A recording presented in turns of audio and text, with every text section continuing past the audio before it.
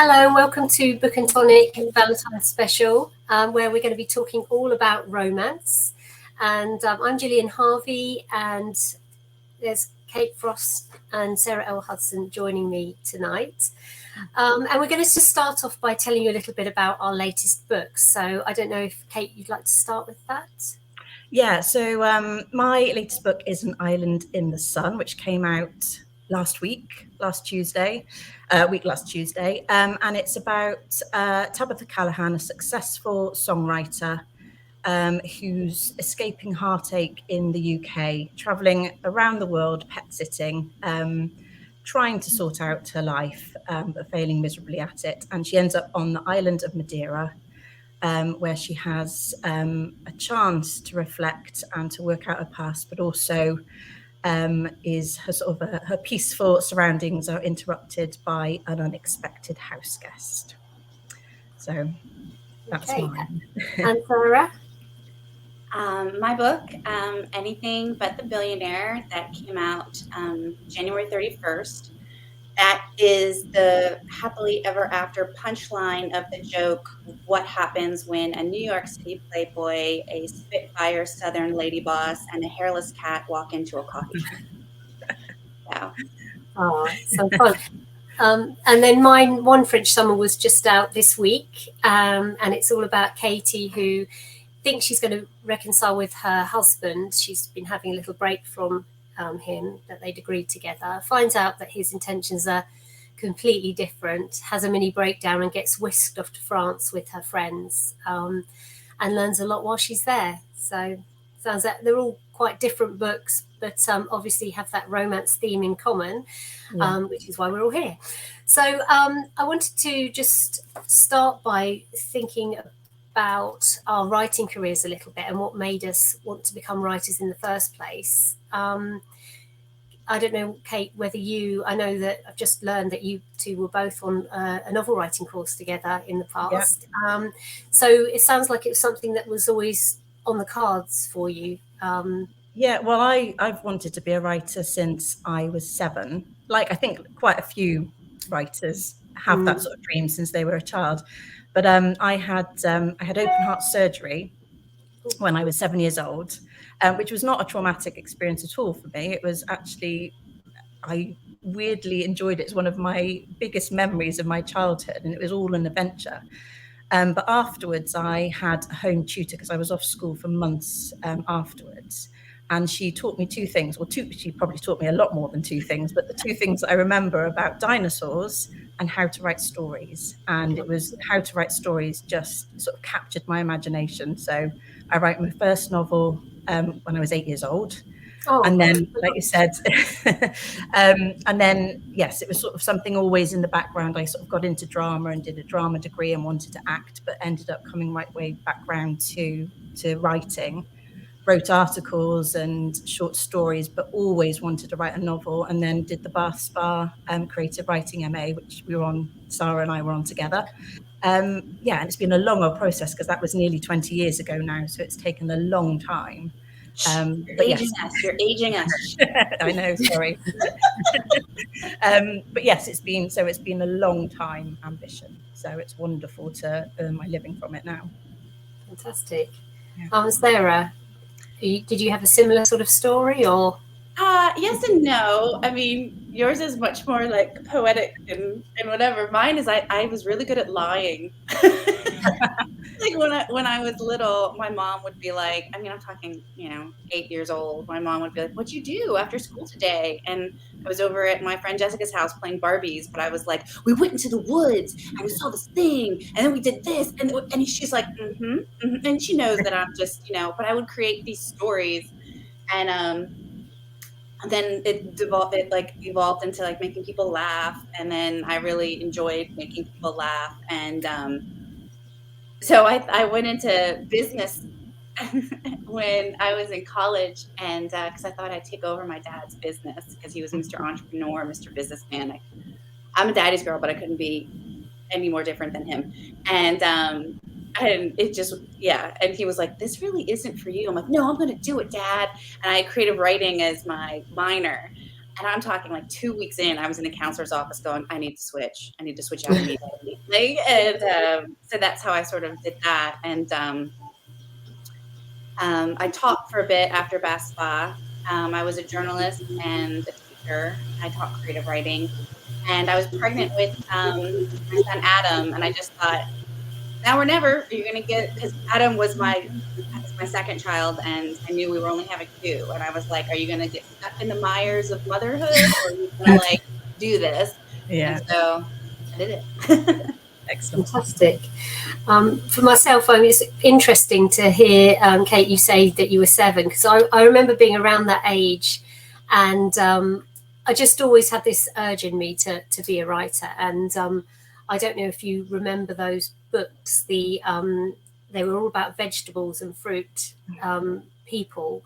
Yeah. And I found out they were written by a 7-year-old, and I was already like, oh no, someone's beaten me to it. And it took me a long time to actually get published, like I think the rest of us. But for me, it was a bit of a weird journey, because I never really believed that I could do it. It's always something that I was a bit embarrassed. Oh, yeah, well, I'm trying to be a writer, but actually and I became an English teacher. And it was only when I moved to France that I did a writing course. I started doing freelance writing, and that really, I think that developed my creative writing a lot, because I came across a lot of different people, and I learned a lot more about audience. And and with me as well, I was having children at the same time, just multitasking.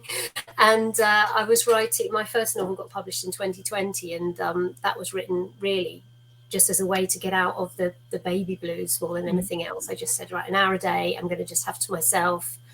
And got there in the end. But I think, I don't know about you guys, but I feel like having those other lives beforehand gives me a lot to draw on now. So maybe like cuts down the research time that I need to do. So you can just call those the research years. Yeah, now. You need that life experience. It all helps, doesn't it? That life experience to feed into whatever you're writing. Absolutely, yeah. No, it's interesting. Okay, so what? I can't read it. Sorry, new reading glasses.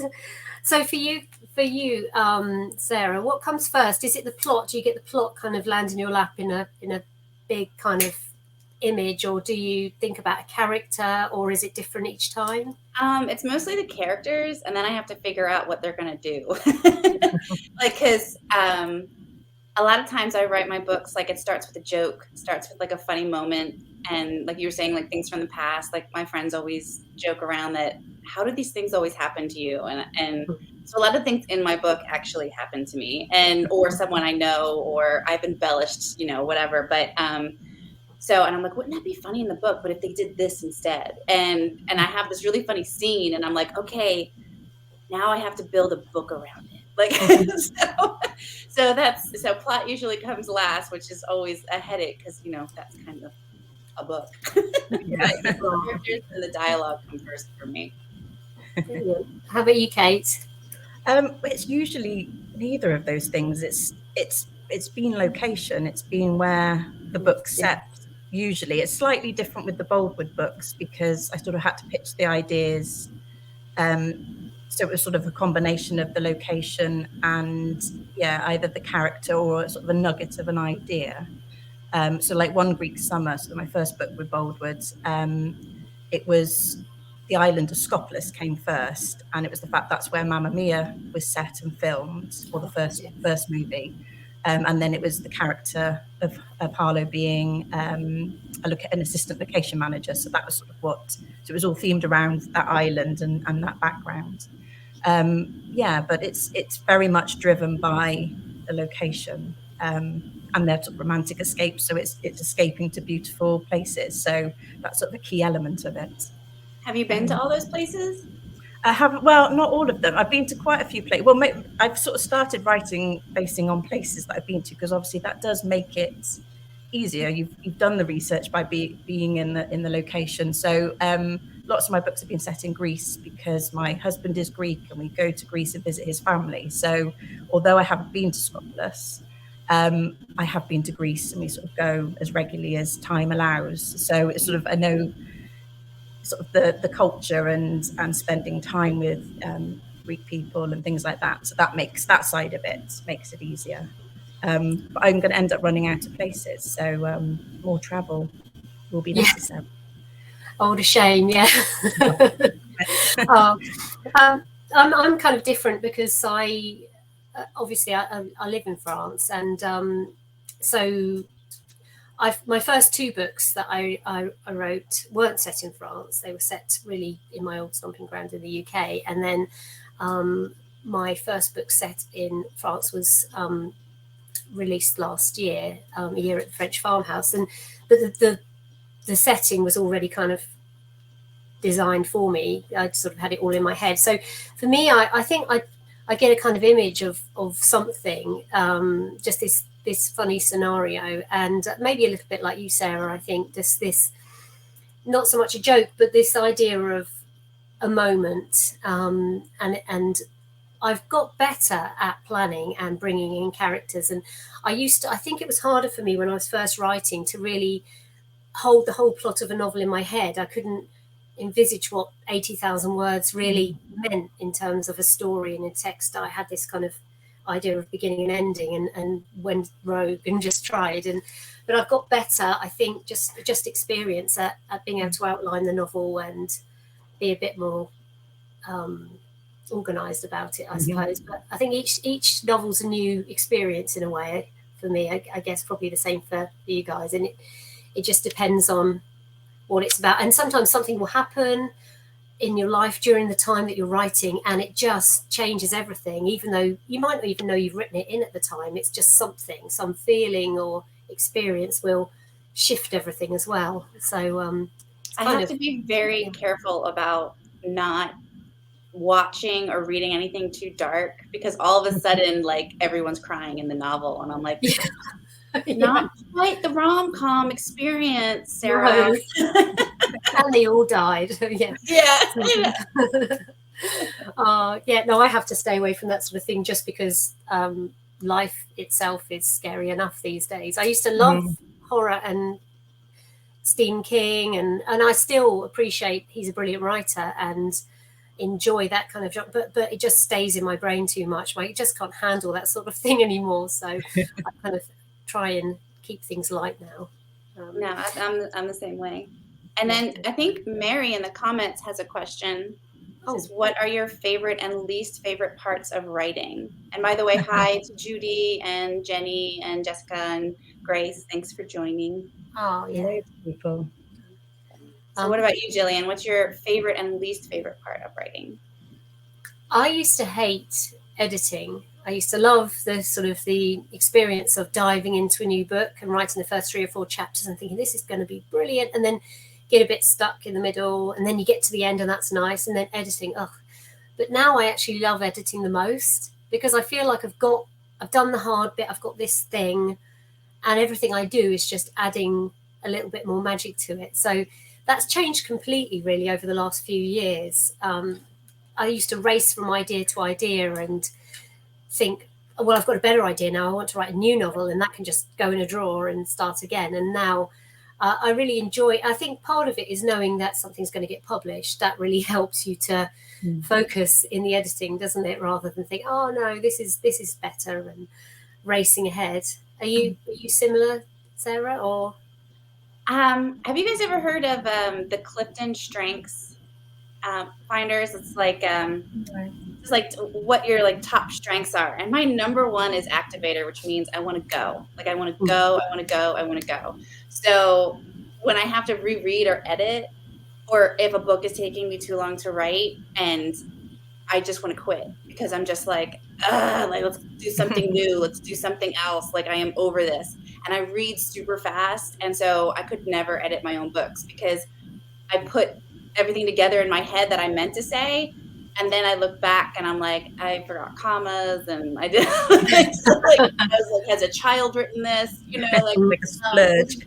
Funny, in Bath Spa University, when I was there with Kate, I was the editor of the newspaper, and honestly, they did it just because I wanted to be involved in the newspaper, and no one else volunteered. I was the editor, and the paper was rife with grammatical errors, and I'm like, I don't think you understand It's not going to work out.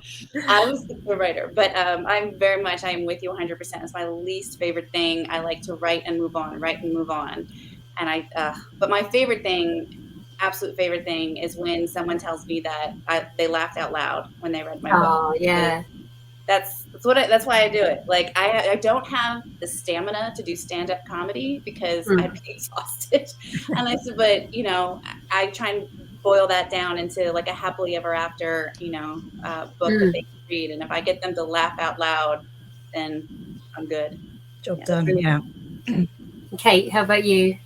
Well, I really love editing, and I think it's actually Bar Spa that helped with that, because it changed my mindset, because we were very much focusing on polishing that first 40,000 words of a novel and going back over, and it took me 10 years for that first novel from start to finish and publishing it. And I just found it just slowed me down. I was just constantly going back, tweaking things, and then realized, that whole first chapter is going. So it was sort of a waste of time spending on it.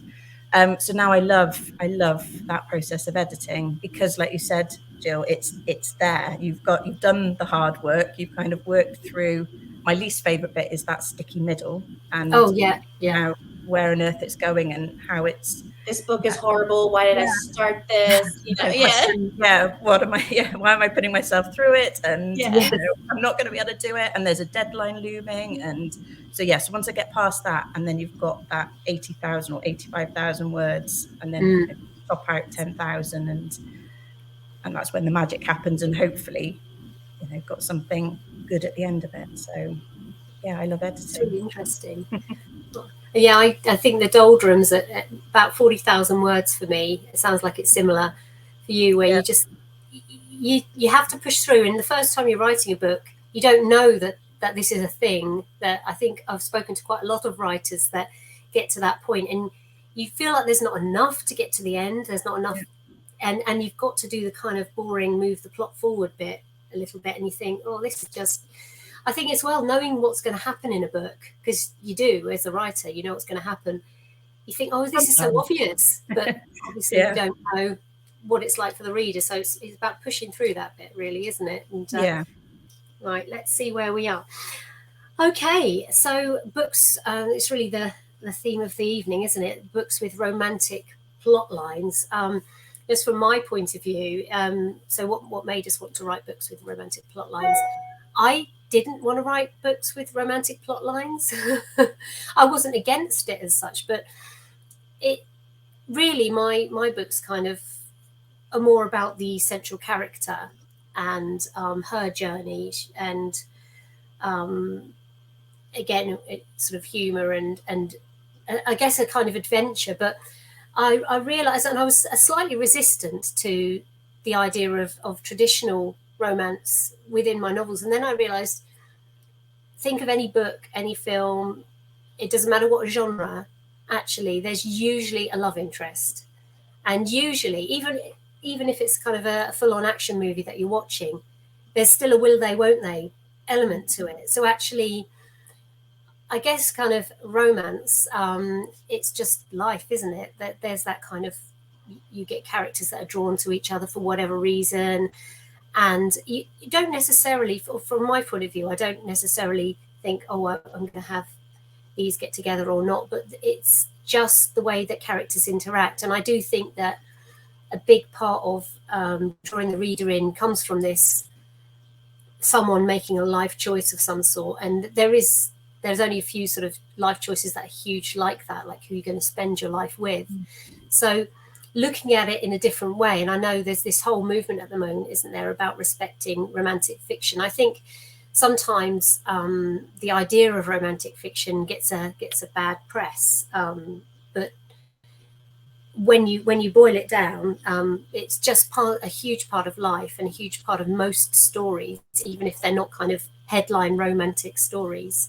How about you, Kate? Did you kind of set out to write romantic fiction? No, it sounds very similar to you. I I didn't intend to. In fact, I never really read romance novels, and I was very much sort of, I read horror and science fiction and fantasy and all kinds of genres. It wasn't particular about what I read. I just read all sorts. But yeah, so the first novel I wrote, I didn't intend it to be a romance, and it was more of a love story. But it's the characters and their relationships that I love writing about, and that's whether it's the romantic element or complicated family relationships, and also friendships, old and new, always feature. But that sort of romance and those two characters are the driving force of the novel.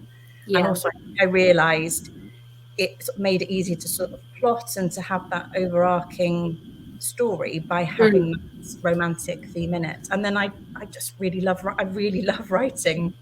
I've sort of fallen into it and sort of learnt as I've gone along, and then really sort of focused on actually writing to genre rather than my first book sort of didn't really fit. The one I wrote at Bar Spa didn't really fit anywhere. It was sort of, it wasn't romance, it wasn't literary enough, it sort of didn't have a place. So writing to sort of that romance women's fiction genre sort of helped the focus as well, I guess.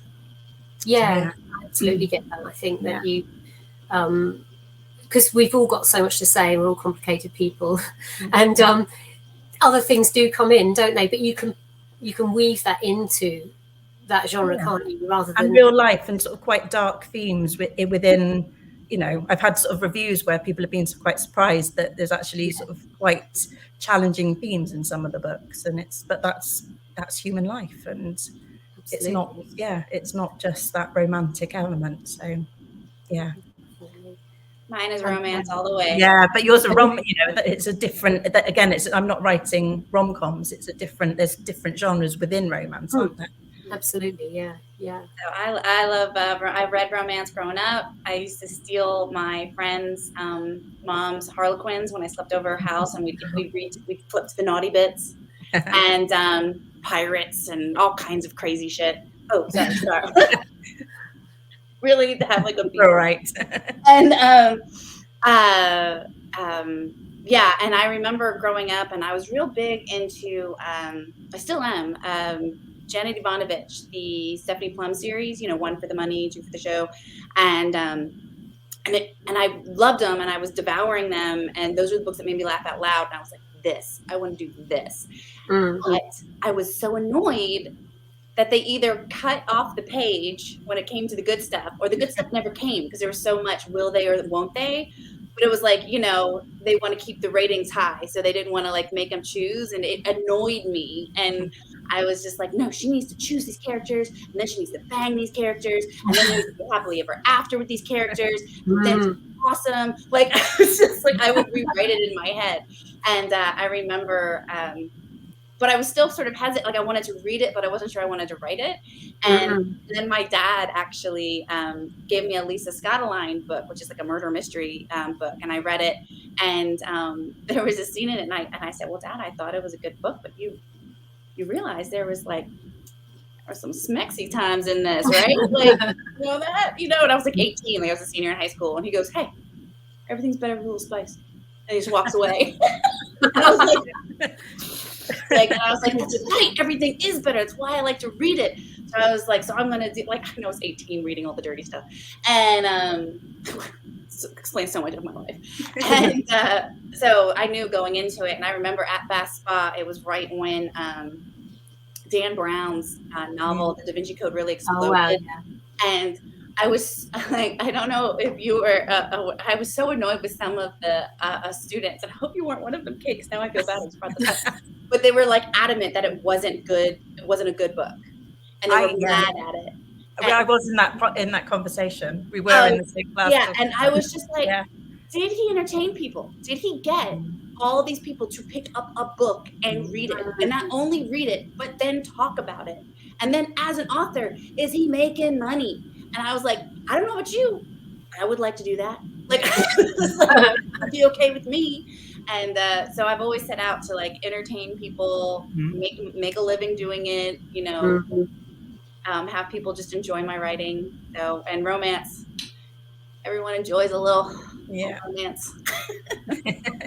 That's interesting about Dan Brown, because I think quite often when a book really explodes like that, people are just so quick to want to pull it down. But I've enjoyed that. I thought it was a really good book. But I do see that there was, I don't know if either of you or anyone watching saw that discussion on Twitter recently. I can't remember the name of the writer, so it's not much help.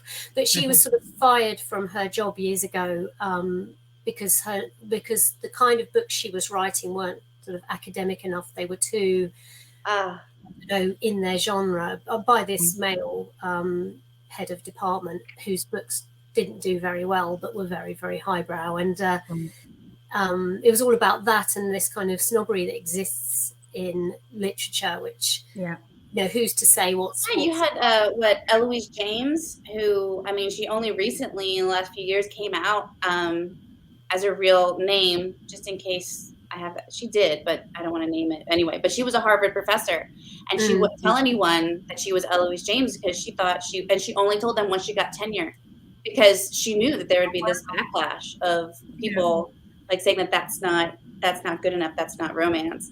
And so there was a lot of that, and I carried a lot of that coming out of Bass Spa too, because it was very much academic. I mean, we were taught by like the Orange Warren Witters and like all this stuff, and it was like elevate, suffer for your craft, like all that stuff. And like I sort of carried that with me a bit, and I did a lot of academic writing when I was a professor and things like that. But so I had to sort of just like let that go, because I'm just like, no, I just want to. No, it was very focused on literary books and prize winning books, and I think, and also with we were saying before about the respect romance fiction, the driving force behind that at the moment is all these massive books and women's fiction, romance books that have just been left off lists because it's not deemed to be worthy of being read. It's crazy. I think how many readers absolutely enjoy it, and it's that escapism and like you were saying before about just loving to read and laughing out loud and just escaping from real life. It's a wonderful thing. Let's face it, real life right now, we need some escape. And that's why with the pandemic, the good thing that came out of the pandemic was this huge boost with romance and romantic escape novels and armchair travel and things like that. It's all really needed and necessary. So, and I think that sometimes certain books which are a kind of women's fiction, if we can call anything women's fiction as such, but written by a man, seen very differently as well. So there is this kind of prejudice, isn't there? This inbuilt. Oh yeah, how many movies of Nicholas Spark were made, like one after another, and then it took how many years for Julia Quinn to get going, and only because Shonda Rhimes like made a hit out of, and said that she would make a hit out of it.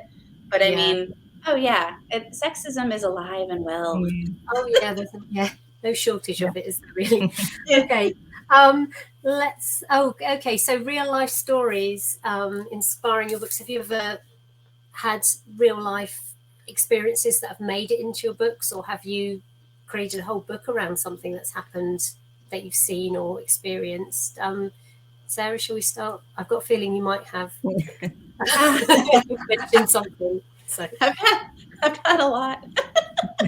But weird things happen to me. But one of it, my first series, the space series that I wrote before I went to Boldwood, features a woman NASA engineer and space junk. Her name's she's actually modeled after my husband. My husband is basically Jackie because he's a NASA engineer. And so a lot of the things at NASA that happen have definitely happened to me, like while I was there. And like one of the characters ends up just getting drunk because all the NASA people around them are talking in acronyms.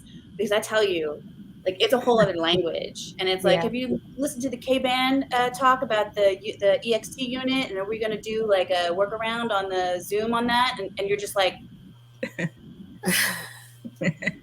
I'll just keep drinking, because you just have no idea what's going on. And so, yeah, a lot of my characters who don't work at NASA, their love interest is the one that works at NASA, ends up getting quite drunk because they're lost. And the book that I'm writing now, the book that I wrote for Boldwood has something to do with a hairless cat. And the first line of the book is, "My pussy is antisocial." And that happened because don't worry, it's not bad. I was on a cruise with my husband, and we were the youngest by far. Like, there was this crazy sale that Viking had, and we went on like an Eastern European river cruise, and we were like in our mid 30s, like it was like 5 to 8 years ago, and we were the youngest by like 20 years, and we were there, and everyone's talking, and you're sitting at a table with all these other people, and you know how sometimes it all goes quiet, like even when you're in a loud room and then it like surges back up again, like there's that weird, sometimes like everyone quiets at the same time for some reason. Well, that happens, and you hear this old lady go, "My cat is so antisocial." And like everyone at my table pauses, and we look at each other, and then like everything starts talking. And I just kept thinking about like these people at this table, like how horrible that that's their conversation that they're having. This woman has dominated the conversation, and all she's talking about is her antisocial cat. And so, of course, in my head, I tried to make it funny. I said, well, what if it wasn't a woman, an old woman? What if it was a young guy? And what if what if he had the cat, and what if his cat was actually hairless and he had a Sphinx? And what if he tried to take it to Central Park to try and pick up ladies, because that's what guys do with dogs, but having a time because his hairless pussy is antisocial. So things like that like stem from real life. How about you, Kate? Yeah, well, I don't think probably as much as fed in into my books, but again, it's location. So it's less about sort of stories maybe feeding in, but locations have inspired things. Heart surgery, when I was a kid, inspired The Greek Heart, which was one of my self-published books before Boldwood. Again, I suppose it's those little nuggets of ideas that sort of spark something off. Yeah, so little things, I guess. And with An Island in the Sun, it was our experience of having pet sitters looking after our dog Frodo, who we lost in 2 years ago. So it was that, having the pet sitters, and that idea of, oh, what if somebody was traveling around the world, and what would send them off doing that kind of thing? So yeah, so sort of sparks little ideas, and then gets fed in. Do you find that sort of living in France and where your setting is? Yeah, there's definitely, I think I have included in the last couple of books, the France ones, some of the kind of faux pas that happen with language sometimes, or the kind of culture clash, or for example, when French people talk English, and one of our neighbours will talk about her lover. Now, in England, we don't tend to say that word. It just seems we can't handle that word. So when someone's saying it a lot, it feels weird. And that comes in where Frederique in my first book is sort of saying, "Oh, we are lovers" to all of her friends, and she's just dying, and little things like that have come in. And also, I think, like overarching themes like feeling a little bit invisible, or having your kids I disregard everything you say. I mean, that's drawing on kind of the experiences I've had, but quite often what I'll do is I'll exaggerate them a bit like you, Sarah, where you sort of take this little thing and you make it larger than life to work on a kind of bigger scale. But I noticed myself as well, now that I know I've got these kind of books coming and I'm writing this certain genre, I do store away little snippets of things that happen sometimes. I think that is going in a book at some point. My friend told me how he met this guy in a pub, and they gave each other the kind of traditional man hug, and he left a whole handprint of white sunblock on this guy's back of his black jumper. And I thought, yeah, that's going somewhere. Not anywhere yet, but it's just such a brilliant kind of comic aside, that it has to go somewhere. I think it's like the same thread through all of us is that we ask a lot of what ifs, and we're watchers, we're collectors of moments. Yeah. And so, and we just weave them in different ways. Yeah. That's a good way of putting it. Yeah. And sometimes it's not conscious, is it? I sometimes don't know until I read back my work. I think, oh God, I know why I wrote that, because of this. And it's just something in there is taking notes for me. Yeah. So. And I guess, and like we said before about what's happening in your life at the time and how you're feeling. Yeah. And it's interesting looking back on older books and the place you were in your life at that time. Yeah. They're more personal than you realise sometimes, aren't they? Yeah. Oh.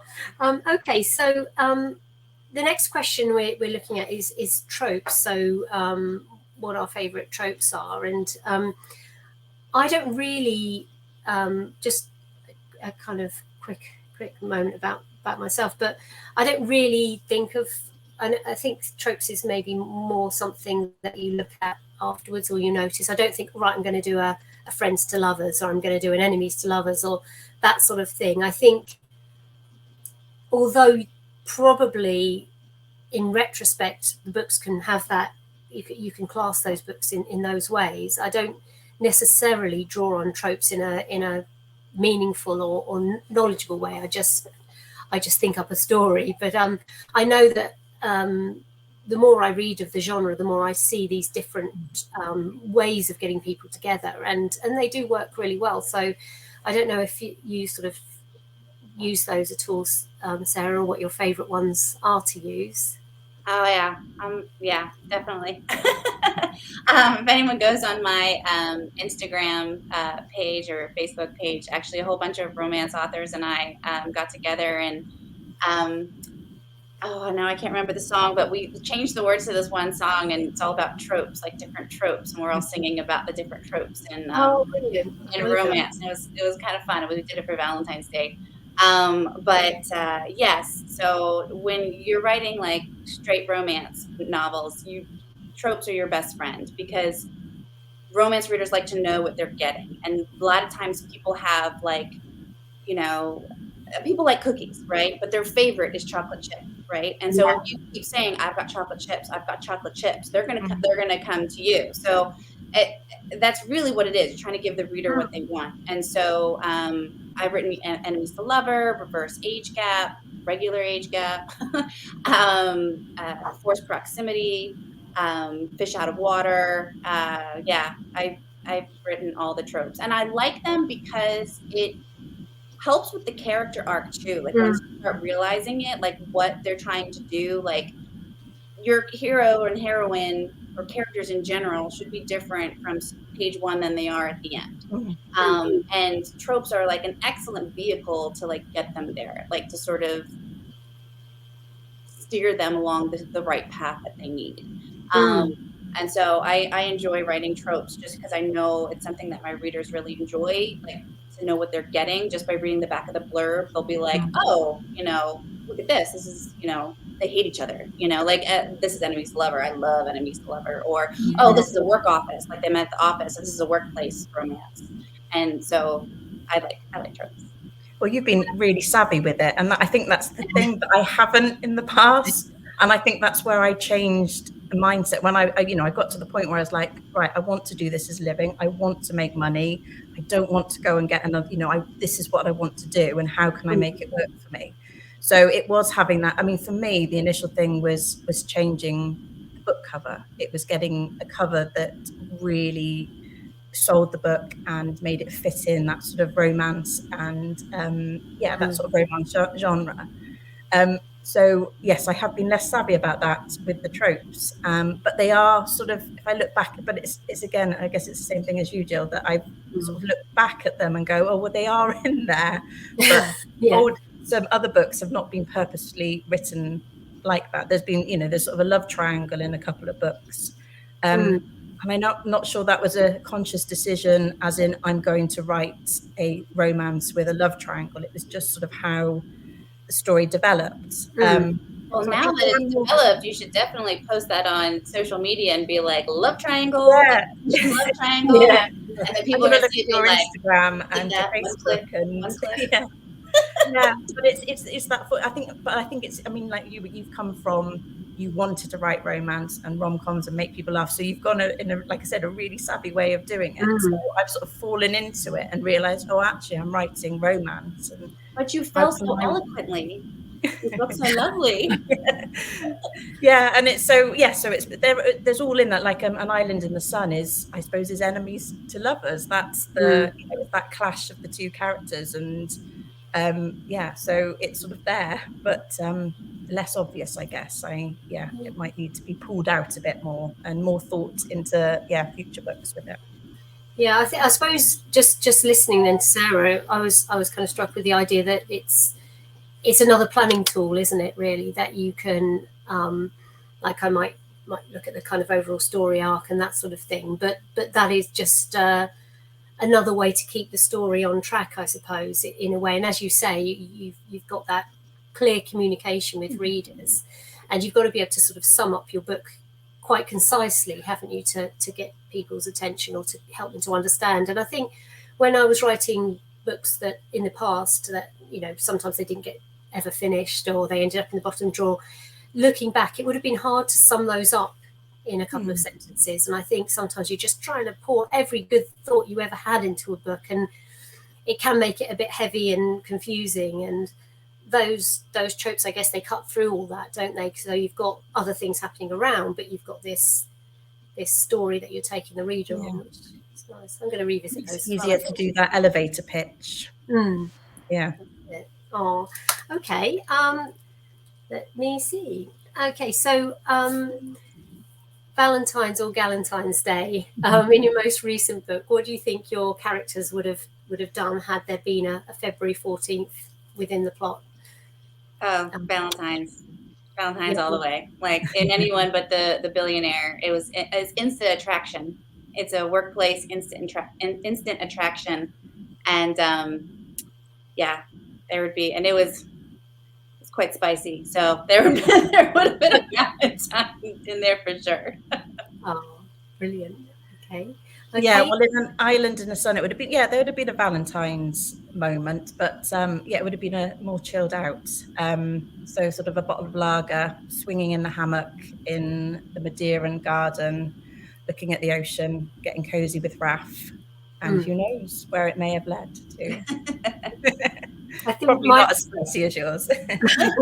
My one's more of this particular novel. My One French Summer is more of a Galentine's, because she was away with her friends, and although there is a kind of potential love interest who's called Valentine, so it might have been quite interesting to write that in. But I think on this particular one, it's about that kind of how you can have friends that you don't necessarily see all the time, but they're always there for you, and they're the constant. And I think it would have been that sort of a meal out, exchanging old stories, that sort of thing, in this particular book.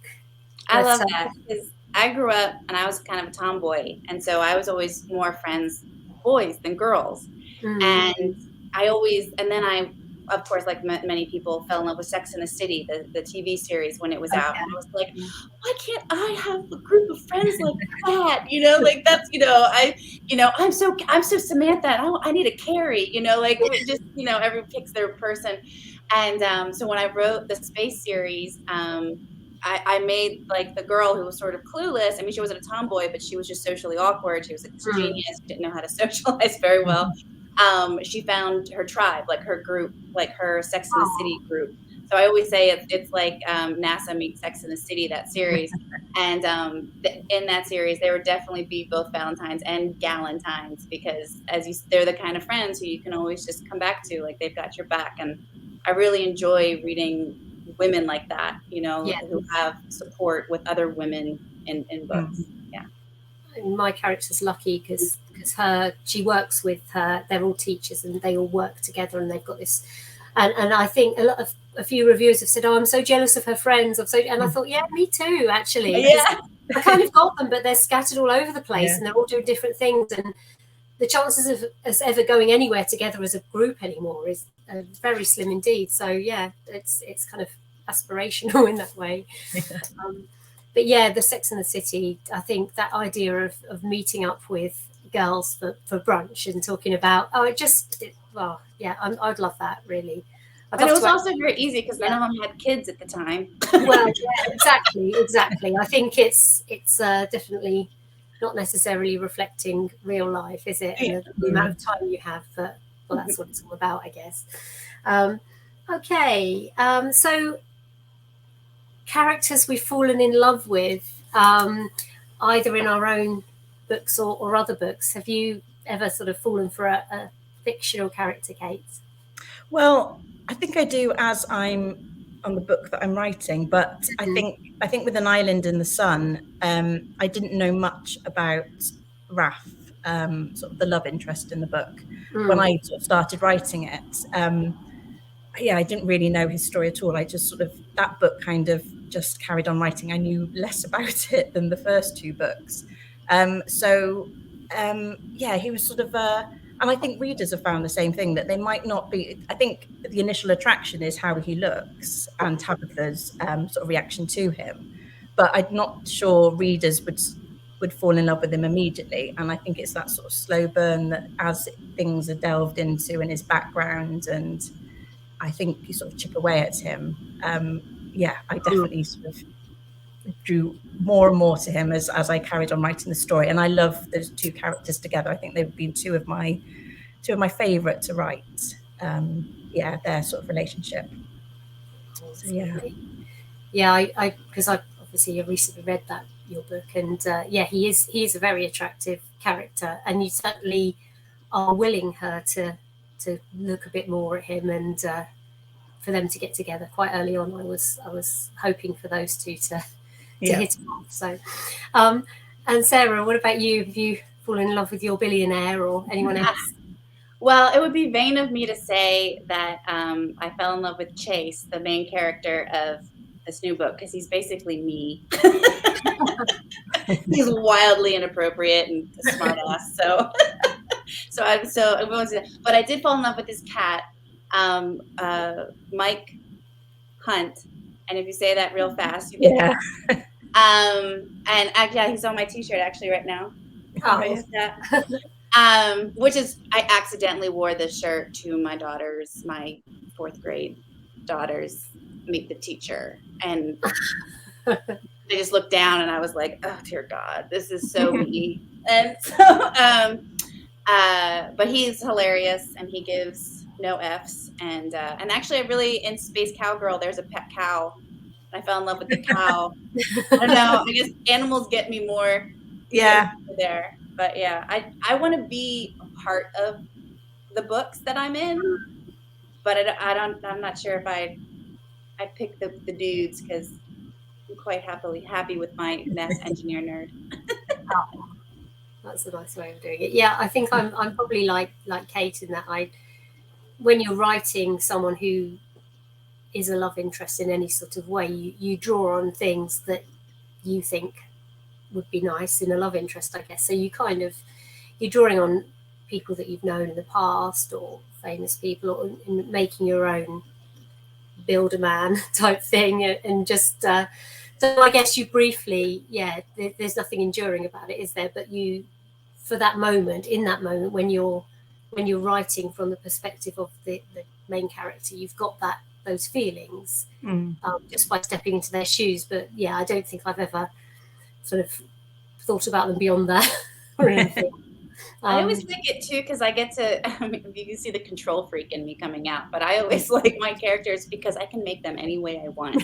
So I love them for that, because they have no choice but to do. They are going to be that, So I can pick a character, and I know if the girl is like this, her absolute perfect person would be this. She just can't see it yet because there's something in the way, right? So you can build it. So it's like you make the perfect match, and I have control of that, because I remember reading Little Women when I was younger, and I mean, for months, I was livid. Like I was so upset. And I was like, why isn't Joe with Lauren? Why did she marry the old German dude? Like I was just like so upset. I rewrote the book. I was like, oh, like, and I was so angry. But so now I have control and You're in control.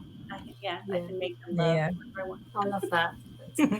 I've just noticed we have got a question from Jessica Redland. Hi, Jessica. So what is your greatest writing related achievement so far? Anyone want to jump in on that one? Kate? Well, I suppose I've got a couple. I had my first book translated last year, and that was a huge moment because it was sort of, again, that's sort of, just something so completely different. It's sort of a dream of, wouldn't it be amazing if you had a book in another language? And so that was really special. And it was in Italian, and just seeing the book and seeing how different it looks, and it's just, it was a real highlight.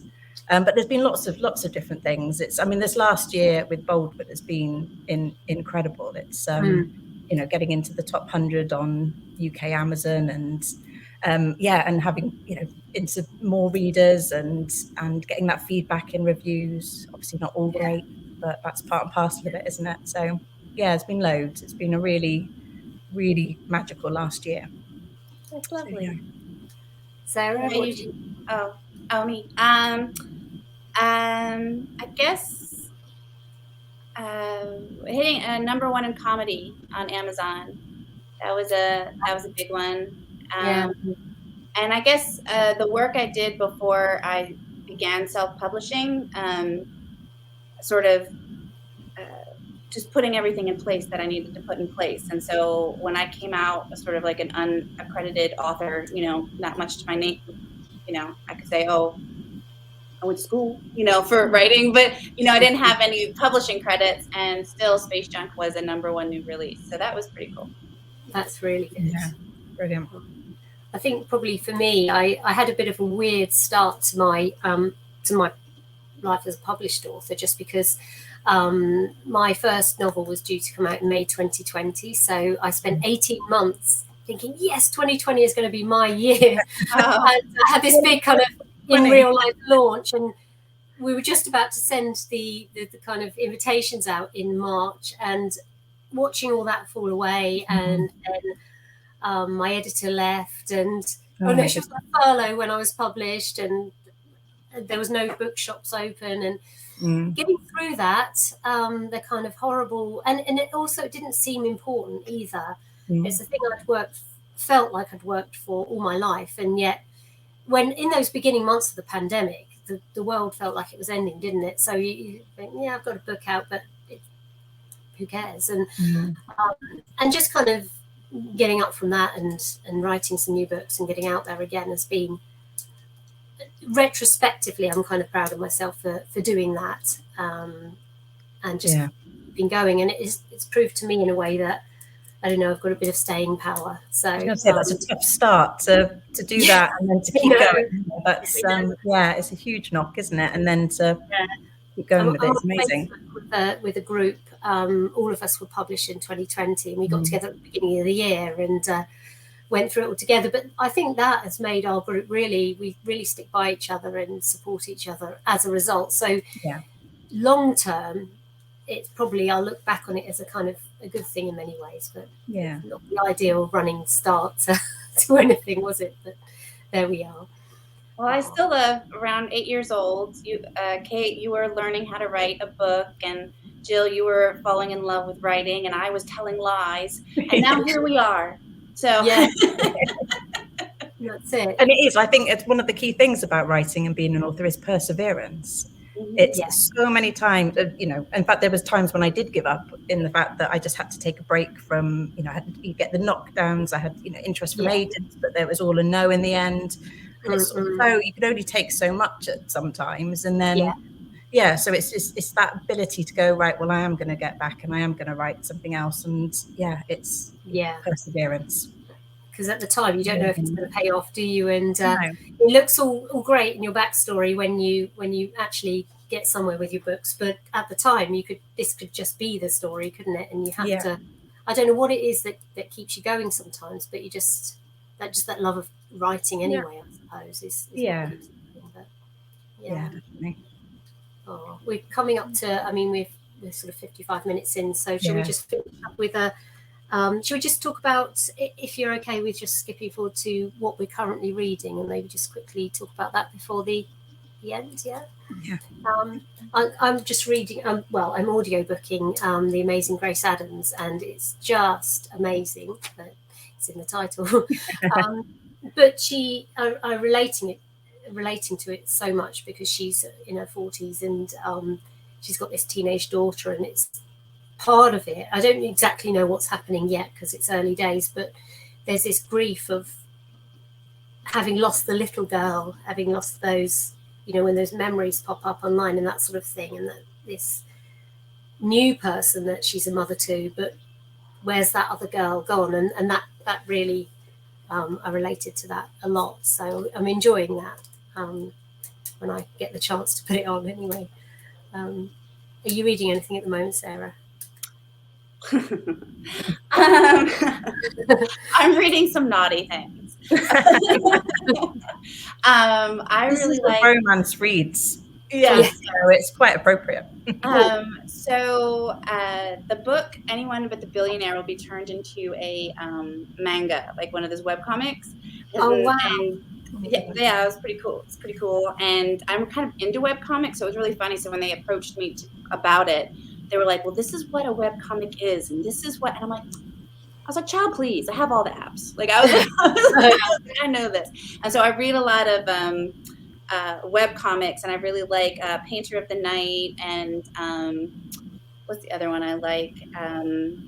Legs That Won't Work, and they're actually all BL, like boy love ones. I don't know why. I don't read, I mean, I have, but I mean, like, we're talking about the cookies. Like, for some reason, this is my chocolate chip cookie, and I always go back to like the BL web comics. But my cookie for novels, like actual novels, is rom-com, is just man woman rom-com. So I don't know, it's really weird. But also on my TBR list right now is An Island in the Sun and One French Summer. So I look very much forward to diving into those. I think that's the trouble that I find, is just not enough time. I just want more time to read. I really struggle with it. I only read just before I go to bed, and I'm tired. So it's even when it's a really good book, I'm not somebody who will just end up staying up. I think it's again from having my son, and he's a really, really, really early riser. So it's just paid to all that. And I've also reading a couple. I've been asked by publishers to read advanced review copies. So I'm just almost finished T.A. Williams, Never Too Late. I wrote it down. Yes, Never Too Late, which I'm really enjoying. And then, yes, I've got One French Summer lined up next. And then I've got another arc to read as well. Brilliant.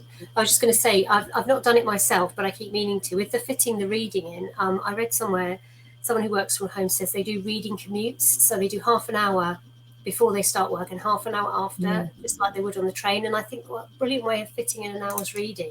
And I keep telling everyone about it, but not doing it myself. Audiobooks. I keep on thinking I need to listen to audiobooks, and when I go for a walk, listen to although walks for me are thinking time as well. So it's sort of that balance of what I want to use it for. So my only thing with audio is that I read so fast that an audiobook will take me like 9 hours, where it's like I could read the book in like 4.